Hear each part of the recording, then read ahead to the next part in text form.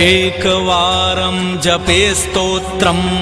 सर्वशत्रुनिवारणम् द्विवारं तु पठेन्नित्यं पुत्रपौत्रप्रवर्धनम् त्रिवारं च पठेन्नित्यं सर्वसम्पत्करं शुभम् चतुर्वार पठेन्नित्यं सर्वरोगनिवारणम्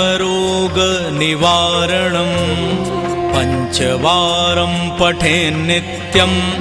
सर्वलोकवशङ्करम् षट्वारं च पठेन्नित्यं सर्वदेववशङ्करम् सप्तवारं पठेन्नित्यं सर्वसौभाग्यदायकम् अष्टवारं पठेन्नित्यं